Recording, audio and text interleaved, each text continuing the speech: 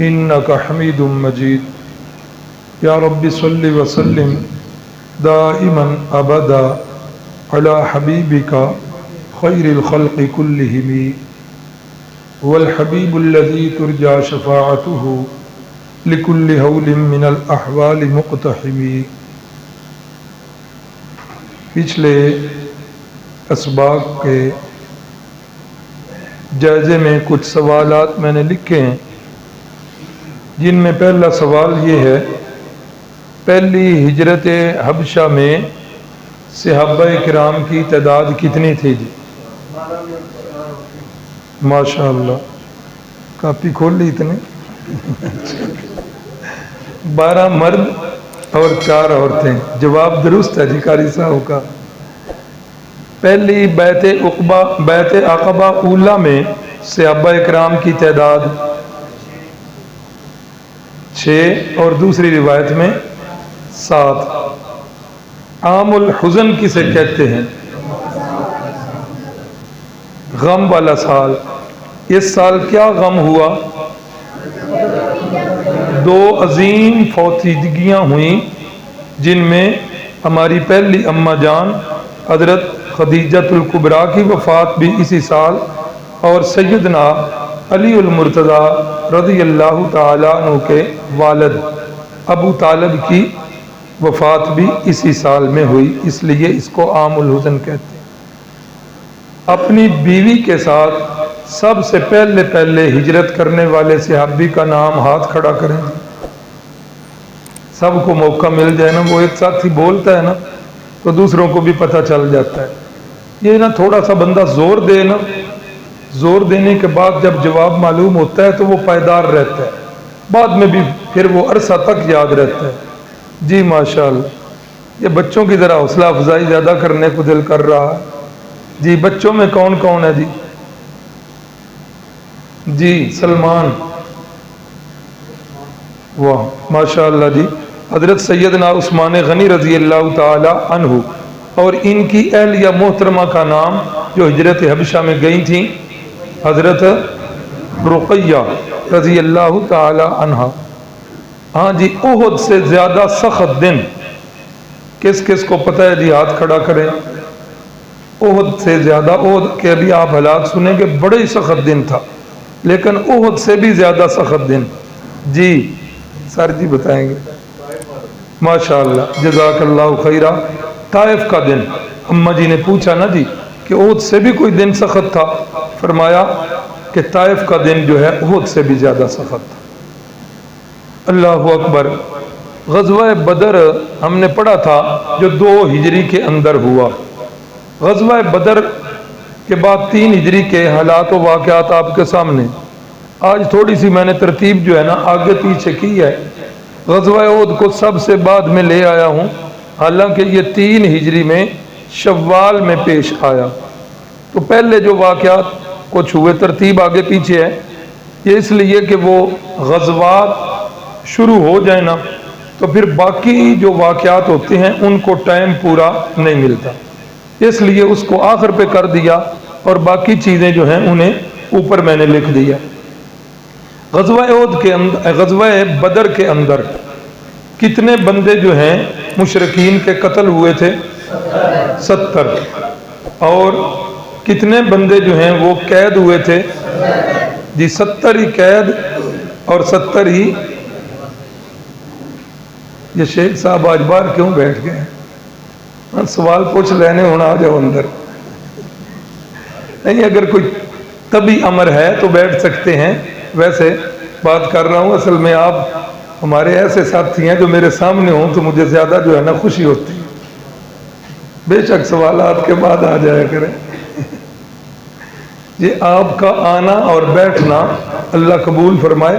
یہ سوالات صرف شوق کے لیے اور بچوں کے لیے ہوتے ہیں کہ ایک دلچسپی بن جائے اور سیرت کی معلومات جو ہیں وہ ہمارے ذہنوں میں مزید پختہ ہو جائے. بدر کے اندر 2 بندے، بدر کی جنگ کے بعد کی بات کرنے لگا ہوں. 2 بندے ایسے ہیں، ایک کا نام ہے صفوان ابن امیہ اور ایک کا نام ہے عمیر ابن وہب. یہ صفوان ابن امیہ، اس کا باپ جو ہے یہ ادھر بدر کے اندر قتل ہو گیا، اور دوسرے کا نام میں نے بتایا عمیر ابن وہب، اس کا بیٹا غزوہ بدر کے اندر قید ہو کر مسلمانوں کی قید کے اندر ہے۔ اب یہ غزوہ بدر کی بعد کی بات ہے، اپنے اپنے زخموں کو چاٹ رہے ہیں، کیونکہ یہ اتنی کاری ضرب لگی، اتنی سخت ضرب لگی کہ انہوں نے غزوہ بدر نے مشرکین مکہ کی کمر کو توڑ دیا۔ وہ جو 70 بندے مارے گئے نا، عام 70 بندے بھی مارے جاتے تو یہ بہت بڑا دھچکا تھا، لیکن یہ 70 عام بندے نہیں تھے، سردار تھے۔ ابو جہل ہے، عتبہ ہے، شیبہ ہے، یہ بڑے بڑے سردار بندے مارے گئے، گویا کہ ان کی کمر ہی ٹوٹ گئی۔ تذکرے ہو رہے ہیں، انتقام کا جوش جو ہے وہ بھڑک رہا ہے۔ تو اب یہ دونوں بندے مکے سے باہر ایک جگہ پر بیٹھے ہیں۔ اب عمیر جس کا بیٹا جو ہے نا ادھر مسلمانوں کے پاس گرفتار ہے، یہ کہتا ہے کہ کیا کروں، بڑا مجبور ہوں اور پریشان ہوں، اگر میرے اوپر قرض نہ ہوتا اور مجھے اپنے گھر والوں کی فکر لاحق نہ ہوتی تو میں جا کر مدینے میں محمد صلی اللہ علیہ وسلم کو قتل کر دیتا نہ ہوگا، لیکن کیا کروں، ایک تو قرضے کی فکر ہے اور دوسری اہل و عیال کی فکر ہے۔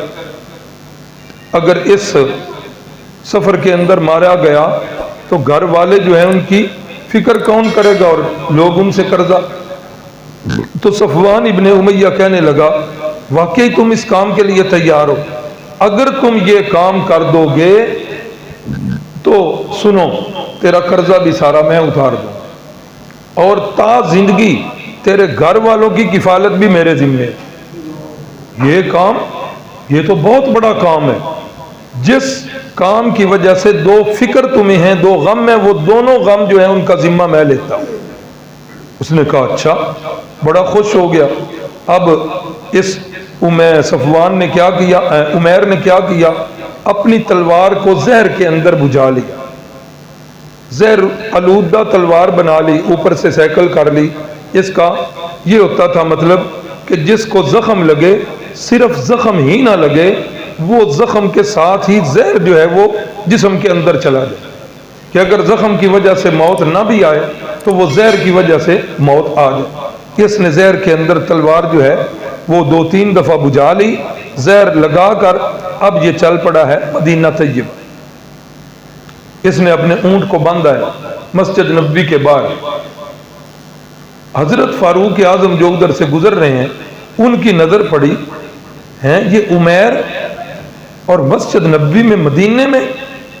حضرت عمر کو تو بڑی فکر لائق ہوئی، حضرت عمر رضی اللہ تعالیٰ عنہ نے فوراً اس کی تلوار جو ہے اس کو اپنے قبضے میں کر لی اور آ کر بتایا یا رسول اللہ عمیر آیا ہے اور مجھے لگ رہا ہے کہ اس کے عزائم اچھے نہیں ہیں۔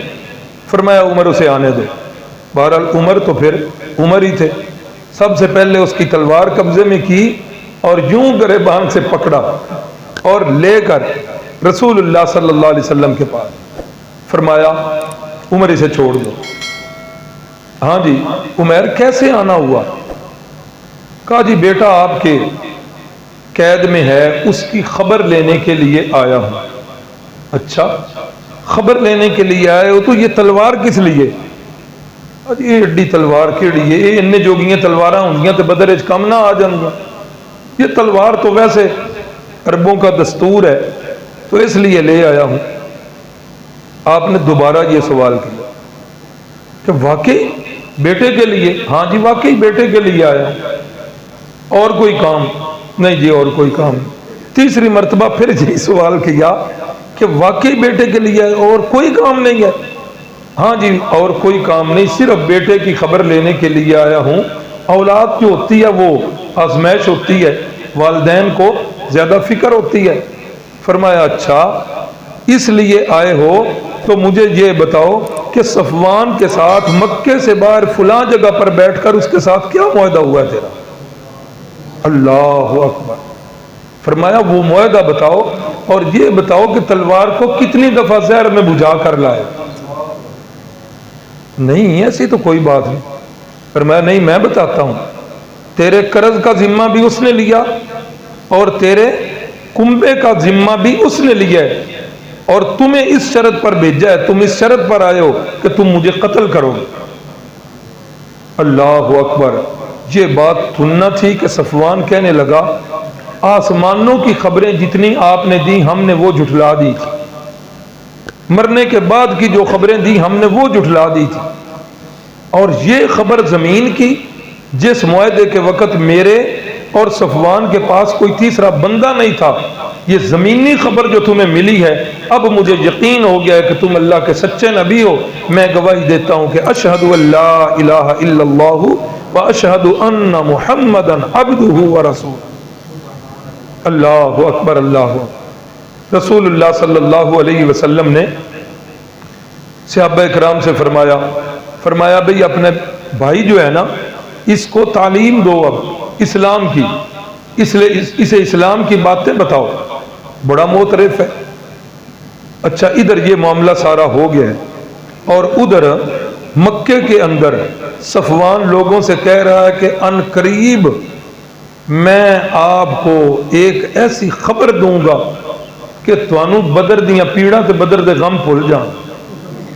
ہاں یہ ایک نا کام ایسا تقریباً یہ ٹھیک ہی ہوتا ہے, بہتر ہوتا ہے کہ کام ہونے سے پہلے بندہ اس کو چھپا کے رکھے.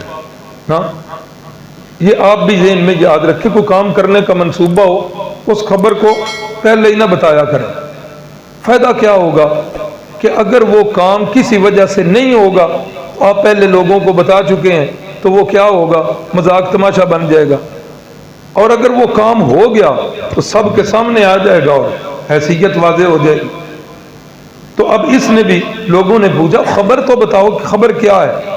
کہنے لگا نہیں, اگر اس طرح پہلے خبر بتا دی تو اس کا مزہ نہیں رہے گا, لیکن یہ میں گارنٹی سے کہتا ہوں کہ وہ خبر ایسی ہوگی کہ تمہیں احد کے سارے زخم جو ہیں بھول جائیں, بدر کے سارے زخم بھول جائیں. لوگ جو ہیں اب بڑے انتظار میں, سسپینس پیدا ہو گیا, بڑا انتظار کر رہے ہیں. اور ادھر سے کیا ہوا, عمیر جو ہیں رسول اللہ صلی اللہ علیہ وسلم کے پاس اسلام کی تعلیم پا کر اجازت چاہتے ہیں کہ اگر آپ مجھے اجازت دے دینا تو میں مکے کے اندر جا کر اسلام کی تعلیم کو عام کروں گا. آپ صلی اللہ علیہ وسلم نے اجازت دے دی. اب جس وقت عمیر جو ہے مکے میں پہنچا اب وہ انتظار کر رہا ہے صفوان. تو جب اس نے دور سے دیکھا اس کا دل بجھ گیا کہ معاملہ جو ہے وہ خراب ہو گیا. ہاں تو جس وقت عمیر مکے میں داخل ہوا تو زبان سے اعلان کر رہے ہیں اونچی آواز کے ساتھ اشہد ان لا الہ الا اللہ واشہد ان محمدن عبدہ و رسول. صفوان کو پھر اتنا غصہ, ہاں اس نے جب تک وہ زندہ رہا اس نے اس کے ساتھ کلام تک نہیں کیا. اور حضرت عمیر رضی اللہ تعالیٰ عنہ انہوں نے آ کر پھر اسلام کی تبلیغ شروع کی اور ان کی تبلیغ سے بہت سارے مسلمان جو ہے لوگ مسلمان ہوئے. تو کہنے کا مقصد یہ ہے کہ یہ بدر کا صدمہ اتنا بڑا صدمہ کہ انہوں نے سازشوں کے اندر اور اضافہ کر دیا. بڑے بڑے سردار تو مارے گئے. اب قریش کی باغ ڈور جو ہے وہ آ گئی ابو سفیان کے ذمے, جو حضرت سیدنا امیر معاویہ کے والد ہیں ان کے ذمے جو ہے نا اس کی باغ ڈور آ گئی. اب منصوبے بننے لگے کہ کیا کیا جائے. تو وہ غزوہ احد جو ہے اس منصوبے کے بعد آیا, لیکن غزوہ احد کے بیان سے پہلے جو باتیں ہیں حضرت سیدہ حفصہ رضی اللہ تعالی عنہا سے نکاح. سیدہ حفصہ رضی اللہ تعالی عنہا یہ کس کی بیٹی ہیں؟ حضرت فاروق اعظم رضی اللہ تعالی عنہ کی بیٹی ہیں. اور رسول اللہ صلی اللہ علیہ وسلم ان کے ساتھ جو نکاح کر رہے ہیں تو یہ کون سا نکاح ہے؟ سب سے پہلا نکاح کس کے ساتھ ہوا؟ حضرت خدیجہ الکبریٰ کے ساتھ. دوسرا نکاح جی حضرت سودا رضی اللہ تعالی عنہا ان کے ساتھ نکاح ہوا. اور تیسرا نکاح جی حضرت عائشہ رضی اللہ تعالی عنہا، اور چوتھا نکاح حضرت حفصہ رضی اللہ تعالی عنہ۔ اب حضرت حفصہ، ان کی جو پہلی شادی تھی نا، یہ حضرت خنیس ابن حذیفہ سہمی سے ہوئی تھی، اور یہ بمائے اپنے شوہر ہجرت مدینہ انہوں نے کی ہے۔ 60 کے قریب احادیث جو ہے نا ان کی راویہ ہے، اللہ اکبر، اور 5 روایات لکھا ہے کہ ان کی بخاری کے اندر موجود ہیں۔ اور یہ 2 صاحبزادیاں تھیں جو رسول اللہ کے حرم میں آئیں، ایک صدیق اکبر کی صاحبزادی جن کا نام کیا ہے حضرت عائشہ، اور یہ حضرت فاروق اعظم کی صاحبزادی جن کا نام ہے حضرت حفصہ۔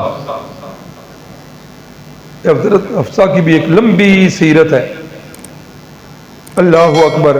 قرآن مجید کے اندر ایک واقعہ ہے، صرف اس کی طرف اشارہ کر دیتا ہوں۔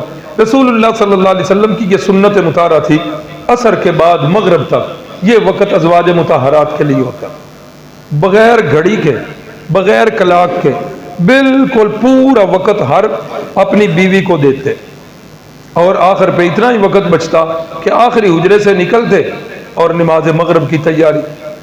اب کیا ہوا کہ آپ صلی اللہ علیہ وسلم جو ہے اپنی بیوی کے پاس بیٹھے، حضرت، یہ ہے واقعہ بعد کا، حضرت زینب رضی اللہ تعالیٰ عنہ، ان کے پاس جب آپ بیٹھے، جب وقت ان کا پورا ہو گیا تو اٹھنے لگے، تو حضرت زینب کہنے لگی، حضرت زینب بنت جاش، یا رسول اللہ ٹھہرنا، میرے پاس شہد ہے، میں وہ گھول کے پلاتی ہوں۔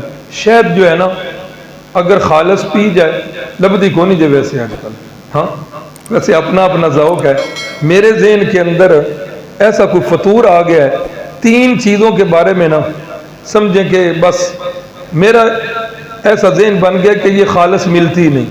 نمبر 1 دودھ، نمبر 2 شہد، اور نمبر 3 دیسی گھی۔ ہاں اپنا کوئی ہو تو ہو، ورنہ بازار سے مارکیٹ سے یہ ملتا نہیں، اگر مل جائے بڑی طاقت ہے۔ قرآن مجید کے الفاظ ہیں شفاء للناس، اس کے اندر اللہ نے بڑی شفا رکھی، اور اگر پانی کے اندر گھول کر پی جائے یہ بڑا ہی ٹھنڈا مشروب خالص۔ حکیم صاحب بیٹھے ہیں، میری بات سے امید ہے اتفاق کریں گے، خالص شہد بڑی گرم اور پانی گھول میں کر پی جائے بڑا ٹھنڈا مشروب ہے۔ اچھا، تو رسول اللہ کو یہ پسند تھا، تو اب کیا ہوا، دل کے اندر خواہش تو یہ تھی کہ زیادہ سے زیادہ میرے گھر میں تشریف رکھیں، جتنی دیر بیٹھیں گے رحمتوں کا نزول ہوگا۔ ہاں یہ کام پہلے بھی تو کر سکتی تھی کہ جو ہی وقت ہو تو اس وقت بھی کر سکتی تھی، لیکن نہیں، جب اٹھنے لگے تو یا رسول اللہ یہ پی لیں۔ ایک دن بھی ایسا، دوسرے دن بھی ایسا، اب جو اتنا ٹائم ادھر لگ گیا تو اگلی ہماری جو مائیں تھیں ان کا اتنا ٹائم کم ہو گیا۔ اب جب ٹائم کم ہوا، ایک دن تو برداشت ہو گیا، دوسرے دن بھی ہو گیا، جب تیسرا چوتھا دن انہوں نے کہا کہ پہلے ایسے کبھی نہیں ہوتا تھا، اب یہ کیوں ہو رہا ہے، تحقیق کی جائے۔ تو جب تحقیق کی تو پتہ چل گیا کہ وہ جو پچھلا گھر ہے نا زینب کا، وہ زینب یہ کام کرتی ہیں کہ جب رسول اللہ اٹھنے لگتی ہیں تو کہتی ہیں جی تشریف رکھے میں شہد لاتی۔ اچھا، اب انہوں نے ایک چال چلی، دونوں صاحبزادیاں، یہ چال چلی کہ رسول اللہ صلی اللہ علیہ وسلم جب ادھر کے اٹھ کے آپ کے گھر میں آئیں گے تو آپ نے کہنا ہے یا رسول اللہ آپ کے منہ مبارک سے مغافیر بوٹی یا کوئی اس کی بو آ رہی، آپ سے اٹھ کے میرے گھر میں آئیں گے تو میں بھی یہی کہوں گی۔ منصوبے کے مطابق پہلے گھر میں آپ یہی بات سنی، دوسرے گھر میں فرمایا کہ میں نے کوئی ایسی چیز تو استعمال نہیں، آپ کو بدبو سے بڑی سخت نفرت، بدبو سے بڑی سخت نفرت۔ کبھی اللہ نے موقع دیا تو ایک نورانی محفل کا جو ہے نا وہ سارا بتاؤں گا کہ آپ صلی اللہ علیہ وسلم بھی موجود ہیں اور چاروں یار بھی موجود ہیں۔ رسول اللہ اپنی پسند بتاتے ہیں کہ دنیا کے اندر مجھے 3 چیزیں پسند ہیں۔ آپ کی پسند کو سن کر صدیق اکبر فرماتے ہیں مجھے یہ 3 چیزیں پسند، فاروق اعظم کہتے ہیں مجھے یہ 3 چیزیں، عثمان غنی علی المرتضیٰ۔ یہ محفل اللہ کو اتنی پسند آئی، اللہ نے اوپر سے جبریل امین کو بھیج دیا اور کہا کہ یہ یار جو ہیں میرے نبی کے، یہ اپنی اپنی پسند بتا رہے ہیں، تو میں اللہ کو جوش آیا ہے، جبریل امین جا کر ان کو بتاؤ کہ میں اللہ کو یہ 3 چیزیں پسند ہیں۔ جبریل امین نے آ کر اللہ کا پیغام دینے سے پہلے اپنی پسندیدہ 3 چیزیں بتا دی۔ تو یہ پسند اپنی اپنی ایک حدیث کا عنوان ہے۔ تو رسول اللہ نے جو بتایا نا مجھے 3 چیزیں پسند ہیں، فرمایا کہ مجھے 3 چیزیں جو پسند ہے، حبب الی دنیاکم ثلاث، 3 چیزیں، فرمایا الطیب والنساء وقرۃ عینی فی الصلاۃ، 3 چیزیں، فرمایا خوشبو مجھے بڑی پسند، اتنی خوشبو پسند کہ آپ کے پسینہ مبارک کو اللہ نے خوشبو بنا دیا۔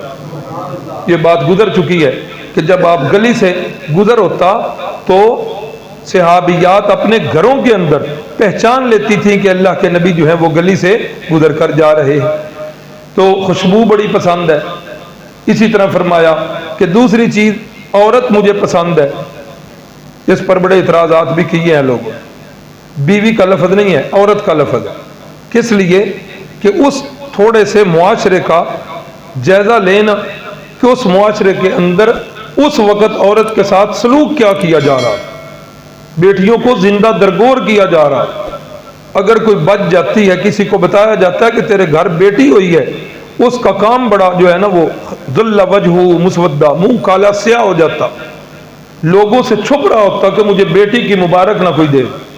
اس وقت جب عورت ظلم کی چکیوں میں پس رہی تھی تو آپ نے عورت کا مقام اور مرتبہ بڑھانے کے لیے فرمایا کہ مجھے ایک خوشبو، ایک عورت، اور تیسری چیز فرمایا نماز میری آنکھوں کی ٹھنڈک۔ تو آپ کو بدبو سے بڑی سخت نفرت ہے، تو رحمت کائنات نے فرمایا کوئی چیز استعمال تو نہیں کی، ہاں شہد استعمال کیا ہے، ہو سکتا ہے شہد کی مکھی اس بوٹی کو چوس کے آئی ہو اور اس کا اثر ہو گیا ہو۔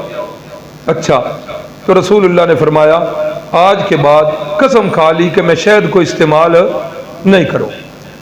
اللہ نے حلال کی تھی، رسول اللہ نے قسم کھا لی کہ آج کے بعد شہد استعمال نہیں کروں۔ اللہ نے سورہ نازل کر دی، سورۃ التحریم، یا ایھا النبی، حضرت شیخ القرآن اس کا معنی کرتے تھے رحمہ اللہ، اے میرے لاڈلے نبی، اے میرے پیارے نبی، لما تحرم، آپ نے کیوں ایک ایسی چیز حرام کر دی ہے، ما احل اللہ لک، جس کو اللہ نے آپ کے لیے حلال کی، تبتغی مرضات ازواجک، آپ بیویوں کی رضا چاہتے ہیں۔ اللہ اکبر، اللہ اکبر۔ اب کیا ہوا، رسول اللہ صلی اللہ علیہ وسلم، واقعہ خیر آپ سنتے بھی رہتے ہیں، سنا بھی ہوگا، عقیدے کی اصلاح کے لیے اس آیت مبارکہ سے پتہ چل گیا کسی چیز کو حرام قرار دینا یا کسی چیز کو حلال قرار دینا، یہ کس کے پاس یہ پاور ہے؟ یہ اللہ کے۔ حلال کرنے والا، حرام کرنے والی ڈگری یہ اللہ کے پاس ہے، اور رسول اللہ حلال کو حلال بتانے کے لیے آئے، حرام کو حرام بتانے کے لیے آئے ہیں۔ کسی ایک حدیث کے اندر واضح ہے، وہ ایک موقع ایسا آیا کہ حضرت سیدنا علی المرتضیٰ رضی اللہ تعالیٰ عنہ کا ارادہ بنا ابو جہل کی بیٹی کے ساتھ نکاح کرنے کا، سیدنا علی المرتضیٰ کا ارادہ بنا، حضرت فاطمہ زوجیت میں ہے تو حضرت علی کا یہ ارادہ بنا، کس کے ساتھ نکاح کرنے کا؟ ابو جہل۔ اس موقع پر آپ نے فرمایا کہ علی سے کہہ دو کہ میں اللہ کے حلال کو حرام کرنے والا نہیں ہوں، اللہ کے حلال کو حرام کرنے والا نہیں ہوں، دوسرا نکاح، تیسرا، چوتھا، یہ کس نے حلال کیا ہے؟ اللہ نے۔ میں اس حلال کو حرام تو نہیں کر سکتا، لیکن علی کو اتنا کہہ دو اگر ابو جہل کی بیٹی سے نکاح کرنا ہے تو پھر فاطمہ کو طلاق دے۔ فاطمہ کو کیا کرے؟ اور آگے وجہ بتائی، فرمایا اللہ کے نبی کی اور اللہ کے دشمن کی بیٹی، یہ دونوں ایک گھر میں نہیں رہ سکتے، لازمی بات ہے، فاطمہ میری بیٹی ہے، میں نے اپنی بیٹی کے گھر جانا ہے، ایسا نہ ہو میں بھی ادھر ہوں اوپر سے ابو جہل آ جائے۔ فرمایا نہیں۔ اور اس موقع پر بھی یہی فرمایا تھا، الفاطمۃ بضعۃ منی من آذاها فقد آذانی، فاطمہ تو میرے دل کا ٹکڑا ہے، جس نے فاطمہ کو تکلیف دی اس نے مجھے تکلیف دی۔ اب یہ شان ورود کیا ہے کہ حضرت علی نے جب نکاح کا ارادہ کیا تو آپ فرماتے ہیں فاطمہ میرے دل کا ٹکڑا ہے، جس نے فاطمہ کو تکلیف دی اس نے مجھے دی۔ اور یار لوگوں نے اس کو فٹ کہاں پہ کر دیا، فٹ ہو گیا جی کہ حضرت صدیق اکبر نے نعوذ باللہ معاذ اللہ حضرت فاطمہ کو دھکے مارے تھے، اور نبی پاک نے فرمایا تھا جس نے فاطمہ کو تکلیف دی اس نے مجھے تکلیف۔ یہ وہی لوگ ہیں سپاہی جن کا وقتاً فوقتاً جو ہے وہ تذکرہ چلتا رہتا ہے، یہ صحابہ اکرام کے بارے میں بغض رکھنے والے۔ اللہ اکبر، بات جو ہے وہ آگے چلاتے ہیں۔ تو سیدہ حفصہ رضی اللہ تعالی عنہ، ان کا نکاح جو ہے 3 ہجری کے اندر ہوا۔ سیدہ زینب بنت خزیمہ، ان کا نکاح بھی 3 ہجری کے اندر ہوا۔ یہ رسول اللہ کی وہ بیوی ہیں کہ جو بھی ان کے پاس ہوتا خرچ کر دے، اپنے پاس رکھتی نہیں، جو بھی ان کے پاس ہوتا خرچ کر دے۔ اور یہ اللہ کا وعدہ ہے، جو اللہ کے راہ میں خرچ کرے اللہ اس کو اور دیتے ہیں۔ تو ان کا لقب پڑ گیا ام المساکین، مسکینوں کی ماں، کہ جس کو بھی ضرورت ہوتی ہے حضرت زینب کے گھر آتا ہے۔ اور اتفاق ایسا کہ یہ چند ماہ ہی رسول اللہ کی جو ہے نا وہ زوجیت میں رہی ہیں، پھر ان کی جلد ہی وفات بھی ہو گئی تھی۔ ان کے پہلے خامد بھی جو ہے عہد کے اندر شہید ہوئے تھے، تو اس لیے رسول اللہ صلی اللہ علیہ وسلم نے ان کے ساتھ نکاح کیا تھا۔ جی بدر میں عہد کی جنگ جو ہے نا اس کی نا، یہ ان کے خامد جو ہیں یہ عہد کے اندر شہید ہوئے ہیں۔ چونکہ میں نے پہلے بتا دیا کہ ترتیب جو ہے نا آج آگے پیچھے ہے، صرف اسی وجہ سے اس کو آخر پہ رکھا ہے۔ تو اسی سال شوال کے اندر جو ہے نا ان کے خامد شہید ہوئے ہیں، اور رسول اللہ صلی اللہ علیہ وسلم نے پھر اسی سال ان کے ساتھ نکاح کر لیا۔ یہ جو ہے نا پہلے بھی آپ کی بیویاں، اب یہ 2 نکاح ہو گئے۔ یہ ایک میں نے لکھا ہے مسئلہ تعدد ازواج، یہ ذرا توجہ رکھیے گا۔ بہت سارے غیر مسلموں نے اعتراضات کیے ہیں کہ نعوذ باللہ، اب یہ بات کہنے والی نہیں، لیکن نیٹ پہ بھی موجود ہے، بکواس کرنے والوں نے کیے ہیں۔ اب نقل کفر نہ باشد، چونکہ ذہن کو صاف کرنا ہے، اس لیے میں ان کا اعتراض دہراتا ہوں۔ اعتراض یہ کہ مسلمانوں کا نبی اپنی امت سے کہتا ہے کہ 4 نکاح جائز ہیں ایک وقت میں، اور خود جو ہے اس نے 11 12 13 14 شادیاں نکاح کی ہیں، اور ایک وقت کے اندر 9 بیویاں اس کے پاس۔ تو نعوذ باللہ، معاذ اللہ ثم معاذ اللہ، مسلمانوں کا نبی شہوت پرست ہے، عورتوں کا رسیہ ہے، عورتوں کا دل دادا ہے۔ یہ رسول اللہ کی ذات گرامی پر غیر مسلموں نے اعتراض کی ہے۔ اب تھوڑا سا میں اس کا جواب دے دیتا ہوں، اور یہ باتیں ذہن نشین کر لی۔ نمبر 1، سب سے پہلا جو نکاح ہوا تو اس وقت آپ کی عمر مبارک 25 سال، کڑجل جوانی، اور کائنات میں سب سے زیادہ حسین ہے، اور جس عورت سے نکاح کر رہے ہیں اس کی عمر 40 سال، حضرت خدیجہ کی عمر 40 سال ہے۔ جس عورت سے نکاح کر رہے ہیں وہ بڑھاپے کو چھو رہی ہے، اور اس عورت کے پہلے 2 خامد جو ہیں وہ ان سے آ رہی ہیں، بیوہ ہوئی ہیں، اور سب سے پہلا نکاح کڑجل جوانی کے اندر اس عورت سے کر رہے ہیں جو بڑھاپے کو چھو۔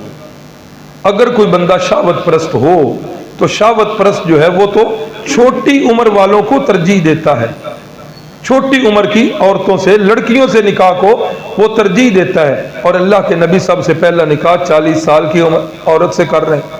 اور اس کے بعد جتنی عورتوں سے بھی نکاح ہوا ہے سوائے حضرت عائشہ صدیقہ کے، کوئی عورت بھی کنواری میرے نبی کے حرم میں نہیں آئی، کوئی عورت بھی، ساری یا بیوہ ہیں یا مطلقہ ہیں۔ کنواری آئی ہیں تو صرف اماں جان عائشہ صدیقہ آئی ہیں۔ تو یہ تعدد ازواج کا مسئلہ کہ رسول اللہ صلی اللہ علیہ وسلم نے زیادہ جو عورتوں کے ساتھ نکاح کیے، تو اس کی وجوہات کیا ہے؟ ابھی آپ غزوہ احد میں سنیں گے، لکھا ہوا بھی ہے کہ 70 کے قریب مسلمان اس غزوے میں شہید ہوئے، گویا کہ 70 خاندان یہ متاثر ہوئے، اور ان میں بہت سارے ایسے تھے جو شادی شدہ تھے، اور ان کی بیویاں جو ہیں وہ کیا ہو گئیں؟ بیوہ ہو گئیں، بہت سارے گھرانے بے آسرا ہو گئے۔ تو رسول اللہ صلی اللہ علیہ وسلم نے اس وقت نکاح کیے ہیں ان بیوہ عورتوں سے۔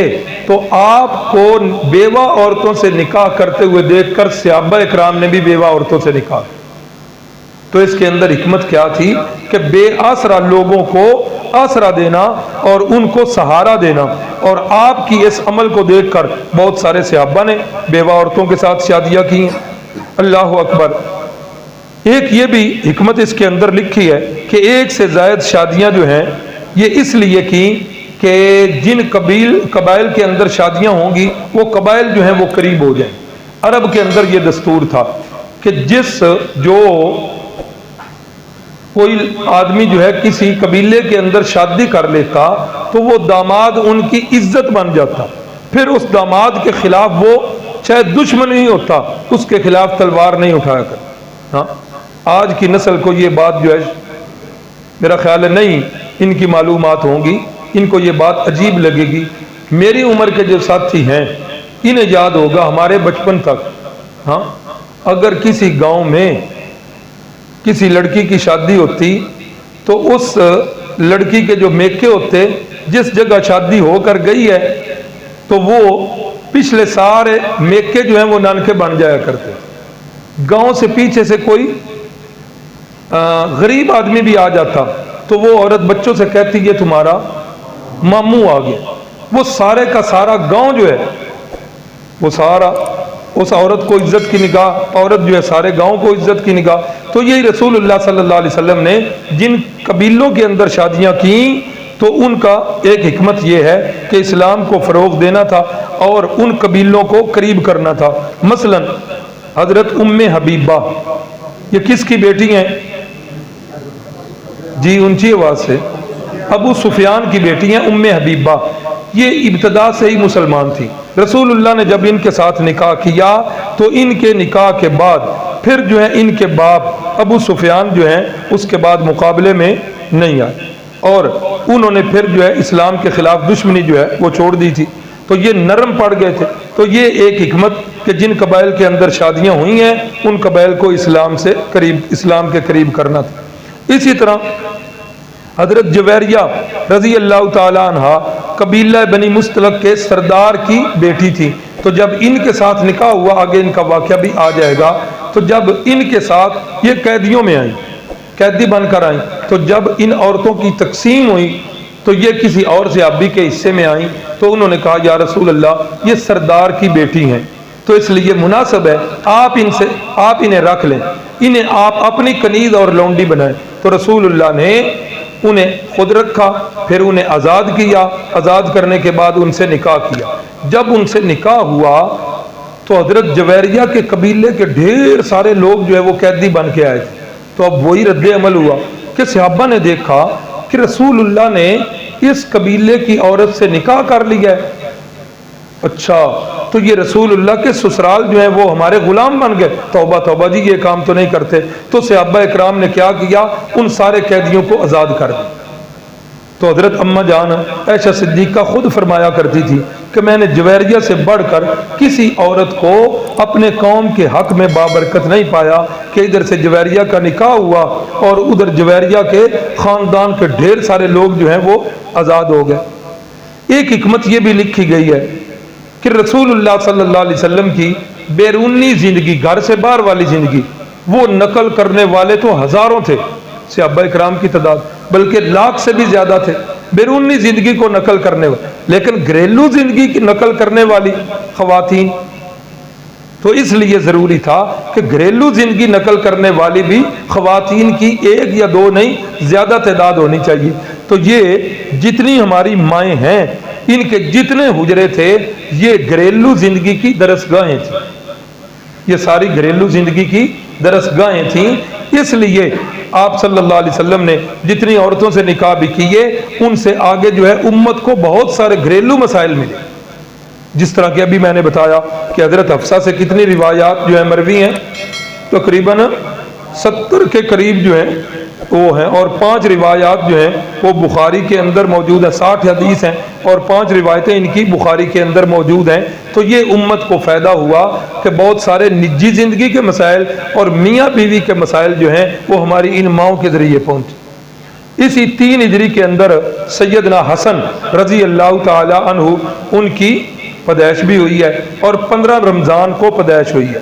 ام فضل جو حضرت سیدنا علی المرتضی رضی اللہ تعالی عنہ کی والدہ ہیں، ان کو کیا خواب آیا؟ خواب کے اندر یہ دیکھتی ہیں کہ آپ صلی اللہ علیہ وسلم کا وجود مسعود کا ایک ٹکڑا اترا اور وہ میری گود کے اندر آ گیا۔ اتنی پریشان آ گئیں یا رسول اللہ، بڑا ہی عجیب سا خواب آیا، زبان پر لانے کو دل نہیں کر رہا۔ اللہ اکبر، فرمایا بتائیں؟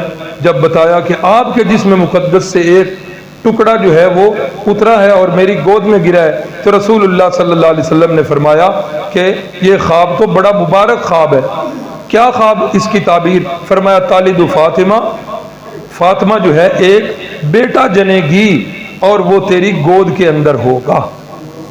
تو سیدنا حسن کی جب پیدائش ہوئی ہے تو رسول اللہ صلی اللہ علیہ وسلم آئے، علی اس کا نام کیا سوچا ہے؟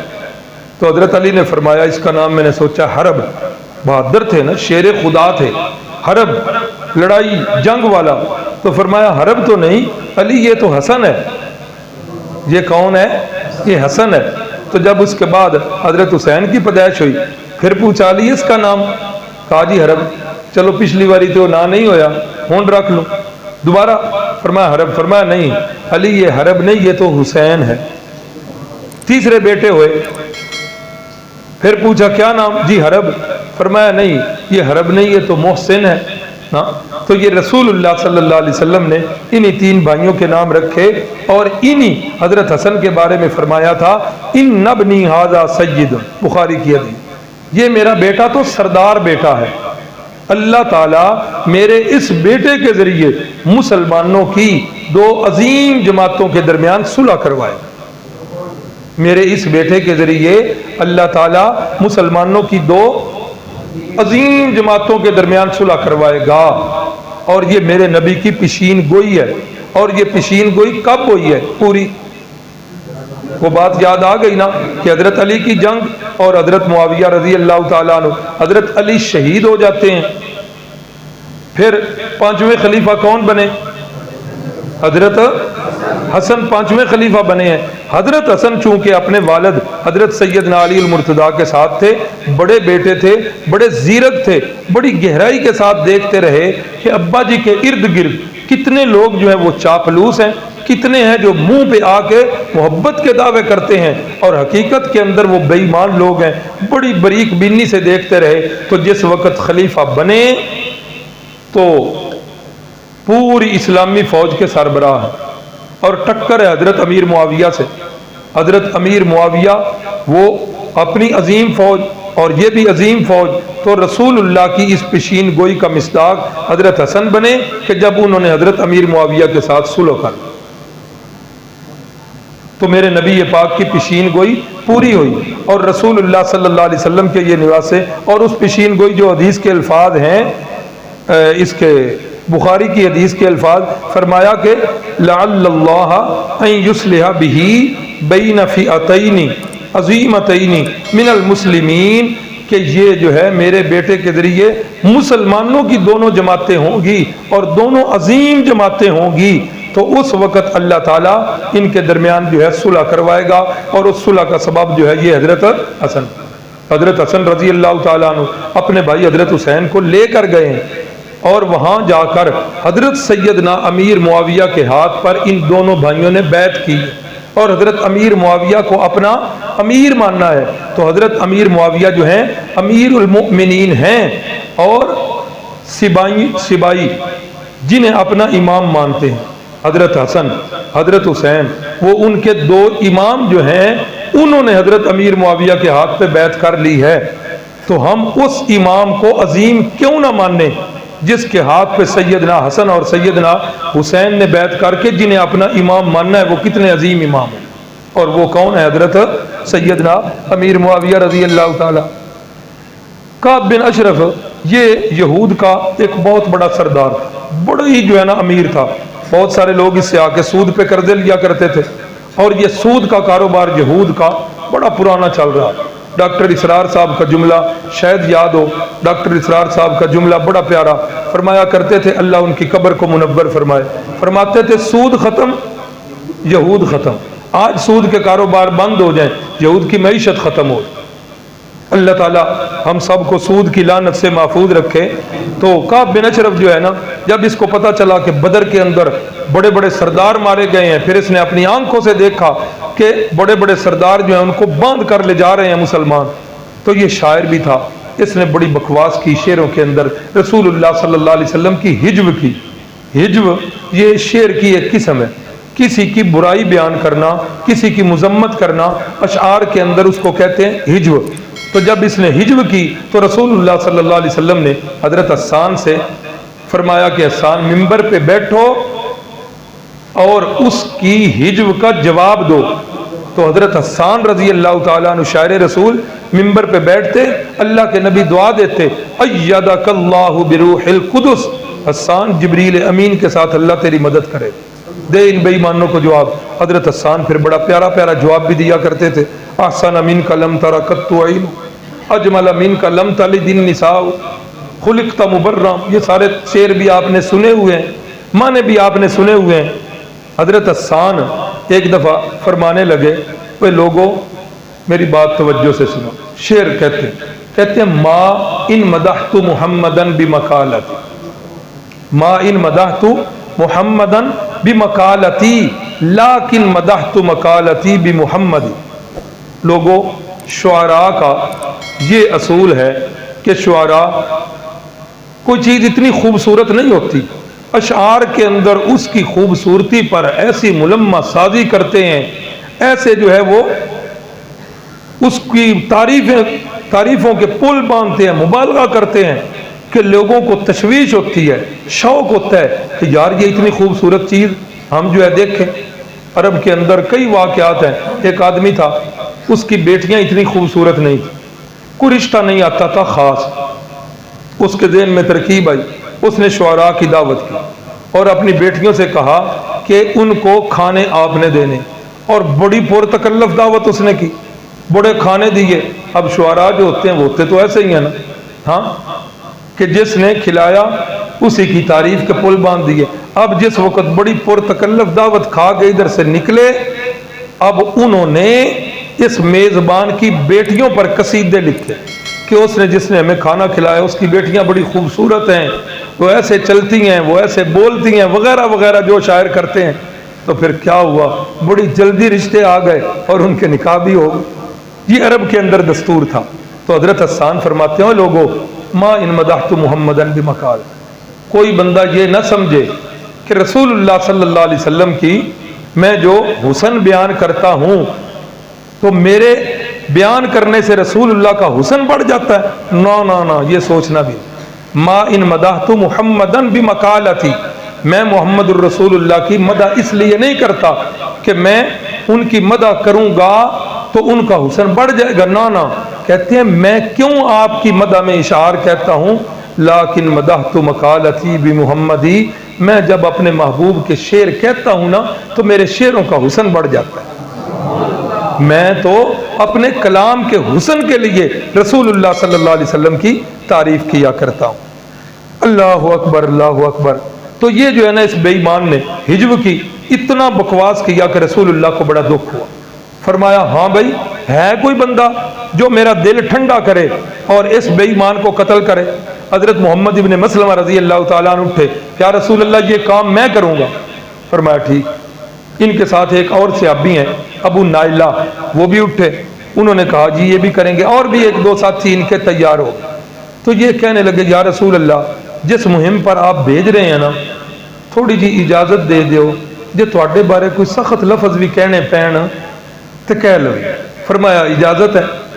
اب یہ حضرت محمد بن مسلمہ رضی اللہ تعالیٰ عنہ اس بے ایمان کے پاس گئے۔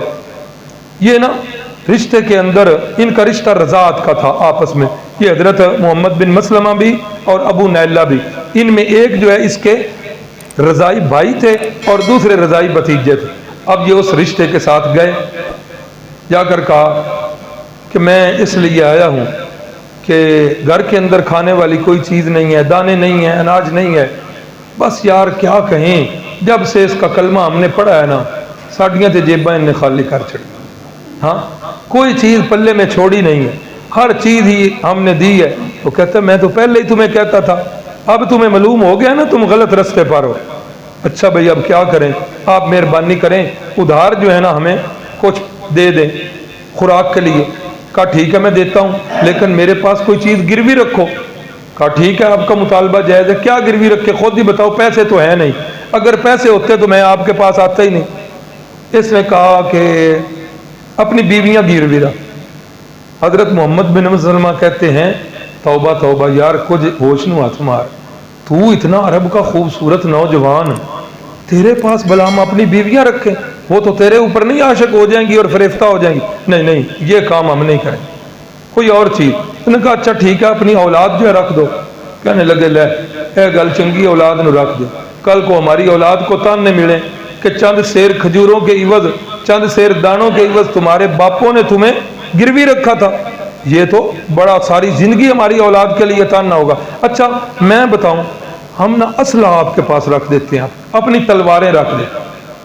حضرت کے ذہن کے اندر تھا کہ ہم جنہیں جب اپنا کام کرنے آنا ہے تو اپنا اسلحہ لے کے آئیں گے، رکاوٹ نہیں ہوگی، تو اس لیے زمین ہموار کی۔ کہا اس نے کہا چلو ٹھیک ہے اپنا اسلحہ جو ہے نا یہ میرے پاس گروی رکھ دیں۔ یہ منصوبہ بن گیا، یہ اٹھ کے آ گئے۔ اس کے بعد ابو نائلہ گئے، انہوں نے کہا، انہوں نے بھی یہی بات کی کہ یار کوئی حال نہیں، اب تو ہر چیز خالی ہو گئی ہے، گھر میں کھانے پینے والا سامان بھی نہیں ہے۔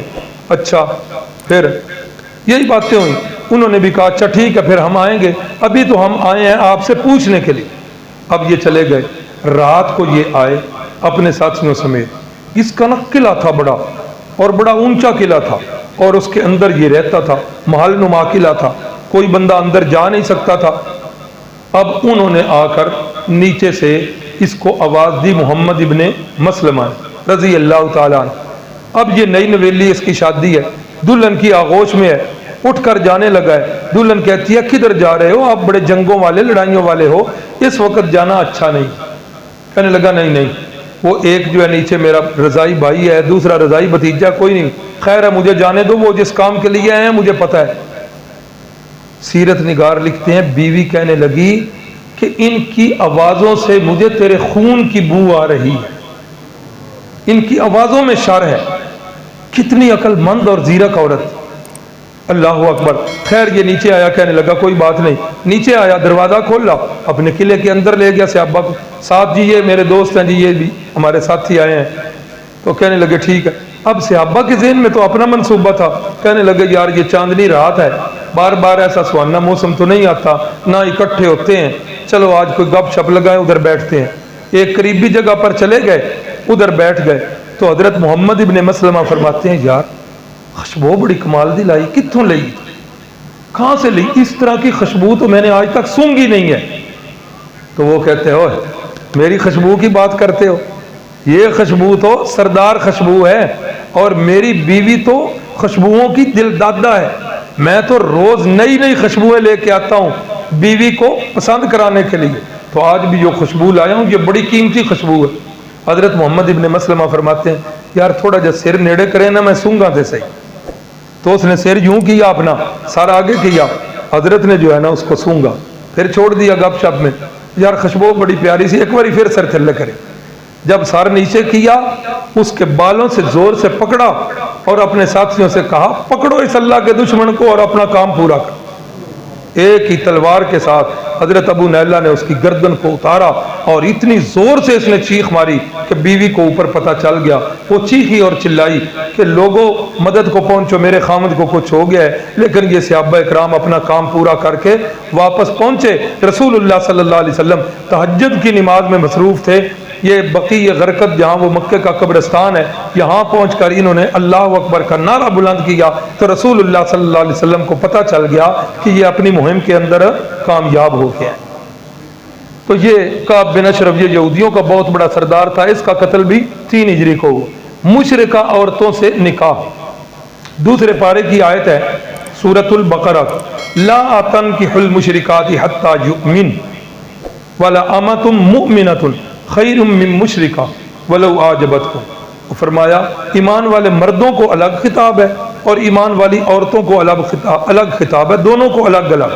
فرمایا کہ کسی مشرک مرد سے نکاح نہیں کرنا اے ایمان والی عورتوں، اور ایمان والے مردوں سے کہا گیا کسی مشرکہ عورت سے نکاح نہیں کرنا۔ اگرچہ مشرک مرد ہو یا عورت، اس کا مال و دولت، اس کا حسب و نسب، اس کا حسن تمہیں تعجب میں ڈال دے، پھر بھی مشرک کے ساتھ نکاح کرنا جائز نہیں۔ حضرت شاہ عبد القادر محدث دہلوی، یہ حضرت شاہ ولی اللہ کے بیٹے ہیں، قرآن کا سب سے پہلا اردو ترجمہ انہوں نے لکھا ہے۔ اس آیت کے حاشیے میں لکھتے ہیں کہ اس آیت کے نزول سے پہلے مشرک اور مومن میں رشتہ ناتا جائز تھا، اس آیت سے حرام ٹھہرا۔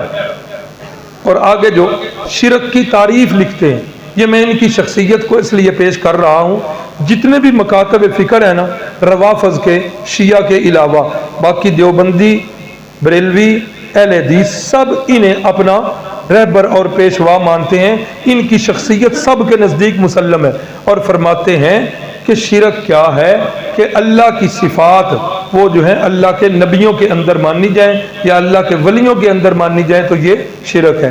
تو یہ مشرک کے ساتھ رشتہ ناتا جو ہے نا اس آیت کی روح سے حرام ٹھہرا۔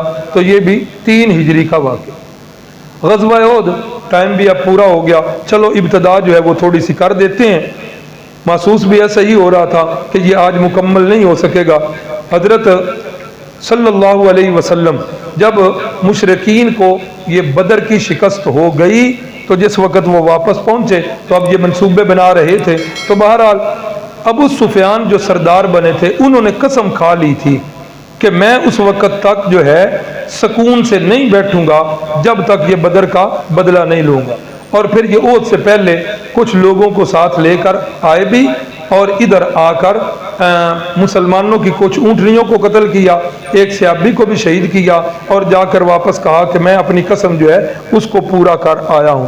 تو بہرحال شوال کے اندر جو ہے یہ مکے میں تیار ہوئے، اور اکثر کتابوں میں تو ان کی تعداد جو ہے وہ 3000 لکھی ہے، لیکن حضرت منصور پوری رحمۃ اللہ عالمین کے اندر لکھتے ہیں کہ نہیں، ان کی تعداد جو ہے وہ 5000۔ یہ 5000 لوگ تھے ادھر سے نکلے۔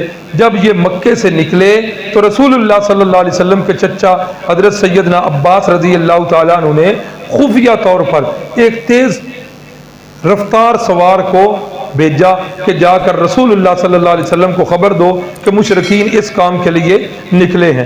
تو اب جس وقت یہ نکلے تو ان کے ساتھ بہت ساری اونچے اونچے قریش کے گھرانوں کی عورتیں بھی تھیں، 25-30 عورتیں۔ اور یہ کس لیے کہ کسی وجہ سے اگر یہ قریشی میدان سے پیچھے ہٹیں، ہم انہیں غیرت دلائیں گی، ہم انہیں جو ہے نا جوش دلائیں گی، اس کام کے لیے انہوں نے یہ عورتیں بھی ساتھ لے لی۔ اب اس تعداد کے اندر 700 جو ہیں وہ زیرہ پوش ہیں، آنی مرد، آنی لباس پہنے ہوئے، اور ان کے پاس 3000 ہی گھوڑے ہیں، اور تقریباً 3000 اونٹ ہیں، اور 200 کے قریب گھوڑے ہیں، یعنی ہر بندے کے پاس سواری ہے، اور کچھ اضافی سواریاں اور جانور بھی ہیں خوراک کے لیے بھی۔ تو جب یہ نکلے ہیں تو رسول اللہ صلی اللہ علیہ وسلم نے صحابہ کرام سے مشورہ کیا کہ ہاں بھائی مشرکین نکل پڑے۔ مشورہ اس بات پر ہے کہ جنگ جو ہے مدینے کے اندر لڑی جائے یا مدینے سے باہر لڑی۔ جو آزمودہ تھے، تجربہ کار لوگ تھے، وہ کہنے لگے کہ تعداد میں وہ زیادہ ہیں، تو لہذا جنگ جو ہے مدینے کے اندر رہ کر لڑی جائے۔ فائدہ اس کا یہ ہوگا کہ جتنی عمارتیں اور بلڈنگیں ہیں یہ ہمارے لیے ڈھال کا کام کریں گی، اس لیے اندر۔ لیکن نوجوان صحابہ کرام کا یہ ذہن نہیں تھا۔ رسول اللہ صلی اللہ علیہ وسلم کی اپنے دل مبارک کے اندر بھی یہی بات تھی کہ یہ جنگ اندر ہی لڑی جائے، لیکن وہ نوجوان صحابہ کرام ان کا دل تھا کہ نہیں باہر، اور خاص کر کے وہ صحابہ کرام جو بدر میں شریک نہیں ہو سکے، بدر میں شریک نہیں ہوئے تھے، وہ کہنے لگے نہیں نہیں، اس طرح تو بڑی بزدلی ہوگی، باہر جنگ لڑیں۔ عبداللہ بن ابی منافقین کا سردار، اس نے بھی کہا کہ جنگ اندر۔ بہرحال اب جس وقت یہ باتیں ہوتی رہیں تو اب مشورہ یہ ہو گیا، طے پا گیا کہ جنگ مدینے سے باہر لڑیں۔ اب جس وقت یہ مشورہ ہو گیا، رسول اللہ صلی اللہ علیہ وسلم اندر چلے گئے، اپنی زیرہ وغیرہ، اپنی تلواریں، اپنے اسلحہ کے ساتھ مسلح ہو کر نکلے۔ تو صحابہ کرام میں یہ بات آئی کہ رسول اللہ کا یہ مزاج ہے کہ جنگ اندر رہ کر لڑی جائے، آپ نے رسول اللہ کے مزاج کے خلاف کیوں کیا؟ تو جب باہر تشریف لائے تو صحابہ نے کہا یا رسول اللہ، آپ کے جی میں یہی تھا کہ جنگ اندر لڑی جائے، ہم سارے تیار ہیں۔ فرمایا نہیں، کسی نبی کو یہ زیب نہیں دیتا کہ جب وہ مسلح ہو کر نکل آئے تو اب دوبارہ واپس جائے، اب یہ جنگ باہر ہی لڑی جائے۔ تو آپ نے اس کے لیے انتخاب کیا مدینہ سے غالباً شمال کی جانب یہ جنگ احد ہوئی ہے، اور وہاں ایک بہت بڑا پہاڑ ہے، اور اس پہاڑ کا نام ہی احد پہاڑ ہے، اور رسول اللہ نے اس پہاڑ کے بارے میں فرمایا تھا ھذا جبل یحبنا ونحبہ، کہ یہ پہاڑ تو ایسا ہے کہ یہ ہم سے محبت کرتا ہے اور ہم اس سے محبت کرتے۔ اس پہاڑ کے پاس آپ صلی اللہ علیہ وسلم کا ارادہ بنا، تو جب مدینے سے باہر نکلے ان کی تعداد تھی 1000، کتنی؟ اور کفار کی تعداد 5000 یا 3000 تعداد ہے۔ تو جس وقت یہ نکلے، عبداللہ بن ابی، وہ بے ایمان تھا، منافق تھا، اس کا ارادہ یہ تھا کہ اندر رہ کر جنگ لڑے۔ کس لیے؟ کہ ہمارا نفاق چھپا رہے، ہاں پتہ نہیں چلے گا کہ کون لڑ رہا ہے، باہر تو نکلیں گے تو پتہ چل جائے گا۔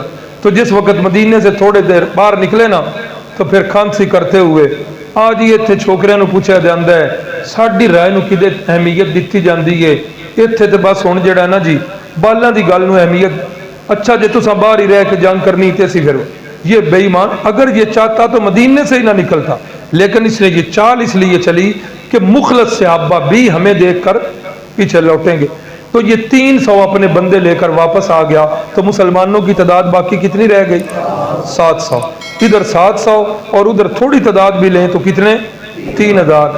تو ایک با مقابلہ 7 چوک 28، 4 سے بھی زیادہ، اللہ اکبر۔ اور وہ اسلحہ سے سارے لیس ہیں، اور یہ جو ہے نا ان کے پاس اسلحہ بھی نہیں۔ جب رسول اللہ مدینہ طیبہ سے باہر نکلے تو جذبے میں بڑے لوگ تو بڑے رہ گئے، بال بھی نال نکل آئے، بچے بھی نکل آئے، ہم نے بھی جنگ کرنے جانا ہے، ہم نے بھی رسول اللہ کا ساتھ دینا ہے، اللہ اکبر۔ تو رسول اللہ نے پھر کیا کیا؟ حاضری لگائی اور فرمایا کہ چھوٹے بچے جو ہیں وہ واپس چلے جائیں۔ بچوں کا جذبہ تو جوانوں سے بھی جوان تھا جی، کیڑا چھوٹا ہے تو کیڑا وڈا ہے، فرمایا جڑے 15 سال تو کاٹنے وہ واپس چلے جائیں۔ 15 سال عمر جو ہے وہ مطابق حضرت عبداللہ ابن عمر رضی اللہ تعالیٰ عنہ ان کو عہد سے واپس بھیجا جا رہا ہے، کس لیے؟ کہ یہ ابھی بچے تھے۔ یہ نا میں نے پہلے بھی عرض کیا کہ یہ جو فروعی مسائل ہوتے ہیں نا، ان میں بندے کو متشدد نہیں ہونا چاہیے۔ یہ فروعی مسائل میں ایک مسئلہ جو ہے یہ رفع الیدین والا ہے، اور رفع الیدین کی جتنی احادیث ہیں ان میں اکثر حضرت عبداللہ ابن عمر سے ہیں رفع الیدین کرنے والے۔ اور میں ابھی بتا رہا ہوں کہ حضرت عبداللہ ابن عمر کو عہد سے کس وجہ سے واپس بھیجا جا رہا ہے؟ اور رسول اللہ کے زمانے میں پتہ ہے صفوں کی ترتیب کیا ہوتی تھی؟ مردوں کی آگے، پیچھے بچوں کی، اور اس سے پیچھے عورتوں کی۔ اور جو رفع الیدین نہ کرنے والی حدیث ہے وہ حضرت عبداللہ ابن مسعود سے ہے، اور حضرت عبداللہ ابن مسعود رسول اللہ کے بالکل پیچھے کھڑے ہوتے تھے۔ ہاں تو اس لیے یہ صرف اپنے دفاع کے لیے کہتا ہوں، ورنہ مجھے پتہ ہے ہمارے دوسرے بھائی بھی آتے ہیں، یہ صرف اس لیے کہ تشدد نہیں آنا چاہیے ان مسائل کے اندر۔ کوئی کر رہا ہے تو اس کو بھی ملامت نہ کی جائے، نہ فتوے لگائے جائیں بھئی تیری نماز نہیں ہوئی، اور جو نہیں کرتے انہیں بھی نہ کہا جائے کہ تیری نماز نہیں ہوئی۔ تو حضرت عبداللہ ابن عمر کو واپس بھیجا گیا، حضرت اسامہ کو واپس بھیجا گیا، حضرت زید ابن حارثہ کو واپس بھیجا گیا، حضرت رافع ابن خدیج جب رسول اللہ نظر مار رہے ہیں یوں ایڑیاں اوپر کر کے کھڑے ہو گئے کہ میرے کول کیڑا بے فارم ہے، اللہ دے نبی نے کیڑا کوئی طریق پیدائش ویکھ لینی، تو یوں ایڑیاں اوپر کر کے۔ تو رسول اللہ صلی اللہ علیہ وسلم نے قد کو دیکھ کر حضرت رافع کو اجازت دے دی۔ حضرت سمرہ ابن جندب رضی اللہ تعالیٰ عنہ، ان کا قد ذرا نیچے تھا، چھوٹا تھا، یا شاید ایڑیاں نہ اٹھا سکے، ایک کہنے لگے یا رسول اللہ یہ آپ نے رافع کو اجازت دی ہے، میں رافع سے تگڑا ہوں، نہیں اعتبار تے کشتی کرا لو۔ رسول اللہ صلی اللہ علیہ وسلم چونکہ محفل جو ہے نا وہ تھوڑی سی رنگین بھی ہونی چاہیے، کوئی اس طرح کی بات بھی کہ جس سے وہ جو ہے نا ساتھ بوریت کا شکار نہ ہو، تو رسول اللہ نے فرمایا ٹھیک ہے بھائی کرو کشتی۔ اب رافع ابن خدیج اور حضرت سمرہ ابن جندب ان کی کشتی ہوئی، تو حضرت سمرہ ابن جندب جو ہے وہ غالب آ گئے۔ خطیب پھر اس کو رنگ دیتے ہیں کہ نہ ان دے کان نے چاکھیا تینوں تے اجازت لب گئی ہے کہ ہن مینوں بھی لب جائے تو تو ٹھہر جا۔ ہاں یہ خطیب حضرات پھر باتیں کرتے ہیں، بہرحال جو بھی ان کا اپنا ذوق ہے۔ تو حضرت سمرہ ابن جندب نے انہیں گرا لیا، حضرت سمرہ کو بھی اجازت مل گئی، وہ بھی عہد کے اندر شریک ہو گئے۔ تو یہ صحابہ کرام جس وقت ادھر پہنچے، رسول اللہ صلی اللہ علیہ وسلم کی اگر جنگی زندگی کا مطالعہ کیا جائے نا، مستقل اس موضوع پر کتابیں بھی لکھی گئی، کمال درجے کے آپ سپہ سالار تھے، تو آپ نے کیا کیا؟ آپ نے جا کر اود پہاڑ کو اپنے پیچھے اپنے عقب پہ رکھا تاکہ پیچھے جو ہے محفوظ ہو جائے، پیچھے سے خطرہ نہ ہو کہ دشمن حملہ کرے، ورنہ دشمن کا تو خطرہ ہوتا ہے چاروں طرف سے، اور دشمن کی یہ چالیں ہوتی ہیں آگے سے بھی، پیچھے سے بھی، دائیں سے بھی، بائیں سے بھی۔ تو رسول اللہ صلی اللہ علیہ وسلم نے اس پہاڑ کو اپنے عقب میں رکھا اور آپ نے جو ہے نا ادھر فرمایا کہ اب جنگ ہوگی۔ یہ جو ابھی ہم نے سفر کیا، اس سفر کے اندر جو ہے عمرے کا، اس کے اندر بڑی بڑی دور دراز تک بھی گئے۔ اس دن بھی بتایا تھا کہ اماں جان حلیمہ سعدیہ کے گاؤں میں بھی گئے، وہ ہمارے جو تور برادران ہیں انہوں نے بندہ بھی دیا، گاڑی بھی دی، اللہ ان کو جزائے خیر دے، تو انہوں نے یہ ساری جو ہے نا سہولتیں دی۔ لیکن یہ اود پہاڑ کی سیر والی سہولت یہ ہمارے بھائی رضوان صاحب ہیں، ان کے جو ہے نا وہ سنڈ ادھر ہوتے ہیں، اللہ تعالیٰ ان کو جزائے خیر دے۔ جو ان کی کمیاں ہیں اللہ اپنے غیب کے خزانوں سے ہمارے اس بھائی کی وہ کمیاں پوری کرے۔ اولاد والی کمی ہے، اور بھی جن بھائیوں کو یہ کمی ہے اللہ اپنے غیب کے خزانوں سے ان کی یہ کمیاں، کیا نام ہے ان کا؟ عبد الرحمن صاحب ہے، بڑے پیارے ساتھی ہیں، بڑے جذبے کے ساتھ ہمیں لے کر گئے اور ہماری کافی رہنمائی بھی کی۔ پچھلے سفروں میں جو ہے نا اتنی تسلی نہیں ہوئی تھی جتنی اس سفر میں تسلی ہوئی۔ تو ہم نے وہ پہاڑ بھی دیکھا، اور وہ ساری، یہ تقریباً 6 کلومیٹر لمبا پہاڑ ہے، 6 کلومیٹر لمبا۔ تو رسول اللہ صلی اللہ علیہ وسلم نے اس کو عقب پہ رکھا، اور اس پہاڑ کے ادھر یہ پہاڑ ہے، تو ادھر جو ہے نا ایک اور چھوٹا سا، اب تو وہ ٹیلا سے ہی رہ گیا ہے اونچا سا، تو ادھر ایک رستہ ہے، تو یہ رستہ جو پہاڑی ہوتا ہے اس کو کہتے ہیں درہ۔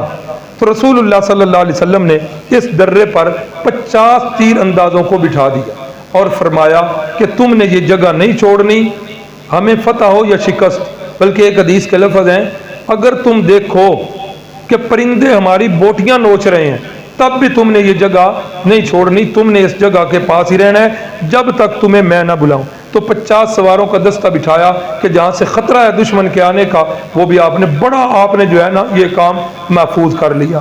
ٹائم پورا ہو گیا ہے، انشاءاللہ کل اسی سے آگے جو ہے یہ غزوہ احد کی بھی حالات بیان ہوں گے۔ بڑے ایمان افروز حالات ہیں یہ، جن سے صحابہ اکرام کے نام لکھے ہوئے ہیں، بڑے یہ جذبے والے ان کے واقعات ہیں۔ اللہ سے دعا ہے اللہ رب العزت ہم سب کو صحابہ اکرام کا جذبہ ایمانی نصیب فرمائے۔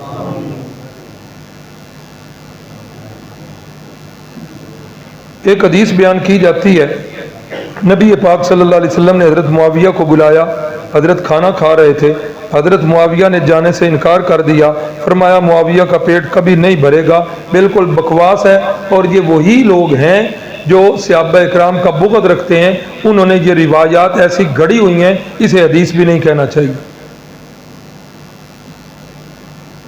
یہ انٹرنیٹ کے کمائی کے طریقے یہ بعد میں پوچھ لیں، یہ تو سبق سے متعلقہ جو ہے نا ان کا جواب دیا جائے گا۔ اچھا یہ کل والا سوال ہے، یہ انشاءاللہ پھر کل ہی ہوگا۔ حضرت محمد بن مسلمہ کے پاؤں کو موچ آئی تھی، ان کی پنڈلی کو رسول اللہ نے اپنی تھوک مبارک لگائی تو وہ ہڈی جوڑ گئی تھی۔ جنگ بدر میں فرشتوں کی کیسے مدد آپ نے کہا تھا، اگلے سبق میں بتایا جائے گا۔ ہاں، جنگ بدر کے اندر اللہ رب العزت نے پہلے 1000 فرشتے بھیجے تھے اور فرمایا تھا کہ بلا ان تصبروا وتتقوا ویاتوکم من فورہم ھذا یمددکم ربکم بخمسۃ آلاف، فرمایا کہ اور فرشتے بھی آئیں گے، لیکن وہ خوشخبری تھی، ضرورت ہی نہ پڑی، 1001 فرشتہ بھی کافی تھا۔ اللہ نے جواب اس کا دیا کہ اتنے فرشتے کیوں بھیجے؟ وَلِتَطْمَئِنَّ بِهِ قُلُوبُكُمْ، تواڈے دلاں نوں اطمینان ہو جائے کہ انہیں ڈھیر سارے فرشتے آئے نے تے خالی نہیں جان دے۔ اور صحابہ کرام فرماتے ہیں کہ جنگ بدر کے بعد جو 70 بندے مارے گئے تھے نا، واضح پتہ چل رہا تھا کہ کن کو ہم انسانوں نے، صحابہ نے کنہیں قتل کیا ہے اور کنہیں فرشتوں نے قتل کیا ہے۔ کیسے؟ کہتے ہیں کہ جنہیں ہم نے قتل کیا تھا ان پر صرف زخموں کے نشان تھے، اور جنہیں فرشتوں نے قتل کیا تھا ان کے زخموں کے ساتھ جلنے کے نشان بھی تھے۔ فرشتوں کے پاس وہ آگ کا کوڑا جس سے انہوں نے قتل کیا، زخم بھی ہوا اور ساتھ جلنے کا نقصان وہ جو ہے نشان بھی بن گیا۔ تو یہ فرشتوں کی مدد آئی تھی۔ الحمدللہ رب العالمین، اللہم صلی علی سیدنا و مولانا محمد النبی الامی وعلی آلہ وسلم۔ اللہم انت الہنا لا الہ الا انت، انت رب السماوات والارض، انت رب العرش العظیم، اللہم انت علی کل شیء قدیر، اللہم انت ربنا ونحن عبادک۔ الہی عبادك العاصي أتوك مقرا بالذنوب وقد دعوك اللهم إنك عفو تحب العفو فاعف عنا نستغفر اللہ ربی من کل ذنب ونتوب الیہ۔ اے اللہ آج شب جمعہ ہے، جمعے کی رات ہے، یہ رات باقی دنوں کی، باقی راتوں کی سردار رات ہے، شب جمعہ کی بڑے فضائل ہیں۔ اے اللہ یہ آج فضیلت والی رات میں بھی یہ تیرے بندے تیرے محبوب کے اور تیرے محبوب کے یاروں کے تذکرے سننے کے لیے یہاں بیٹھے، نیت صرف تو ہی کہ تو ہم سے راضی ہو جائے۔ اے اللہ ہمارے اس عمل سے تو ہم سے راضی ہو جائے۔ اے اللہ اس کی برکت سے ہمارے گناہوں کو معاف فرما دے، ہماری مشکلوں کو یا اللہ ختم فرما دے، ہمارے جتنے بھی جائز کام ہیں ان کی رکاوٹیں دور فرما دے۔ اے اللہ بے اولادوں کو نیک اور صالح اولاد نصیب فرما دے، بے روزگاروں کو حلال رزق نصیب فرما دے۔ اے اللہ بیماروں کو صحت اور تندرستی سے نواز دے۔ اے اللہ جن بہنوں نے بھائیوں نے دعاؤں کے لیے کہا ہوا ہے ان کی جائز حاجات کی تکمیل فرما دینا۔ اے اللہ وہ ایک قافلہ جو چلا ہوا ہے، اے اللہ ہم دعاؤں میں ہی اسے یاد کر سکتے ہیں، اس کے اندر بغیر مذہب کے، اس کے اندر مسلمان بھی غیر مسلم بھی، صرف اہل غزہ کی ہمدردی کے لیے وہ آئے ہیں، اس معاشرے کے توڑنے کے لیے نکلے ہوئے ہیں۔ اے اللہ اس قافلے کی مدد فرما۔ اے اللہ اسرائیل ایک باولا کتا بن چکا ہے، اے اللہ مسلمانوں پر حملے کر رہا ہے، لیکن اے اللہ مسلمان حکمرانوں کی غیرت ابھی نہیں جاگ رہی۔ اے اللہ مسلمان حکمرانوں کو غیرت نصیب فرما، اے اللہ انہیں بہادری نصیب فرما، اے اللہ امت مسلمہ کو اتفاق و اتحاد نصیب فرما، انہیں نیک اور صالح قیادت نصیب فرما۔ اے اللہ اسرائیل کو اس کے اسلحے اور اس کے ارادوں سمیت تباہ و برباد فرما۔ اے اللہ اس قافلے کی مال جان عزت و آبرو کی ہر لحاظ سے حفاظت فرما۔ آمین صلی اللہ علیہ النبی الکریم۔ ہاں جی ہمارے ایک بھائی تھے محلہ مصری خان میں، بھائی اصغر صاحب، ان کا بیٹا بھی ادھر پڑھتا رہا، بڑی ایک لمبی انہوں نے بیماری کاٹی، وہ فوت ہو گئے۔ آج 9 بجے جنازہ تھا، سبق کی وجہ سے جنازے میں بھی شریک نہ ہو سکا۔ اے اللہ ہمارے اس بھائی کو کروٹ کروٹ جنت نصیب فرما، آخرت کی منزلیں آسان فرما۔ اے اللہ لمبی بیماری اس بھائی نے کاٹی، اے اللہ اس بیماری کو اس کے گناہوں کا کفارہ بنا دے۔ اے اللہ اس کے خاندان پر جو کمیاں ہو گئی ہیں اپنی رحمت کاملہ سے ان کمیوں کو پورا فرما دے۔ صلی اللہ علیہ النبی الکریم وعلی آلہ وصحبہ اجمعین برحمتہ یا ارحم۔